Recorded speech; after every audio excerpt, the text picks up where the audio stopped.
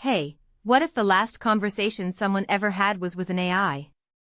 That's not a hypothetical anymore, that's exactly what happened to a young woman, and now her mother is taking on one of the most powerful tech companies in the world to make sure it never happens to anyone else's child. Here's what we know. A mother in the United States has filed a lawsuit against OpenAI, the company behind ChatGPT, following the suicide of her daughter. According to the lawsuit and reporting from CBS News, Al Jazeera, and Global News, the young woman turned to ChatGPT on the very night she took her own life.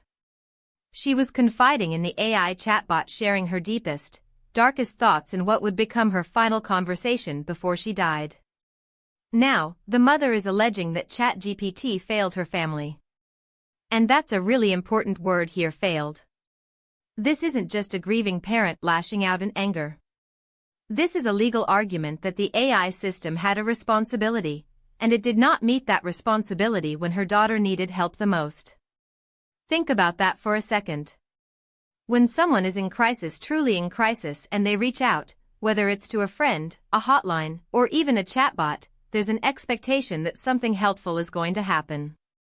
Mental health crisis lines have trained professionals. They have protocols. They're legally and ethically bound to try to get you help.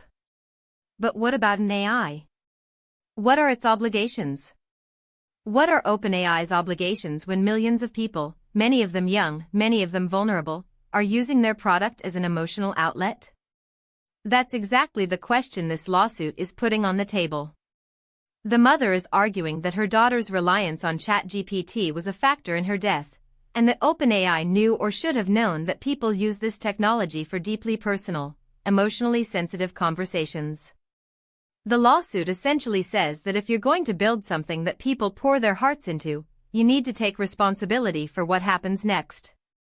Now, OpenAI has not made a major public statement tearing into the lawsuit as of the time of this report, but the company has previously said that ChatGPT is designed to refer users to emergency services in situations involving risk to life. The question, though, is whether that actually happened in this case and whether a generic redirect to a hotline is enough when someone is sitting alone at night, in the darkest moment of their life, talking to a machine that feels like it understands them. And that's honestly one of the most unsettling parts of this whole story. ChatGPT is incredibly good at feeling like a compassionate listener. It responds warmly, it remembers context within a conversation, it doesn't judge. For someone who feels like they have no one to talk to, that can feel like a lifeline. But it can also create a false sense of support, a connection that isn't really a connection, from something that doesn't truly understand pain, loss, or the weight of a human life. This case is almost certainly going to be a landmark moment in the ongoing conversation about AI accountability. Because right now, we're in this Wild West period where these tools are being used in ways their creators maybe never fully anticipated, and the legal frameworks to govern them are still playing catch-up. A mother lost her daughter. And the last voice her daughter turned to wasn't a friend, wasn't a counselor, it was a chatbot.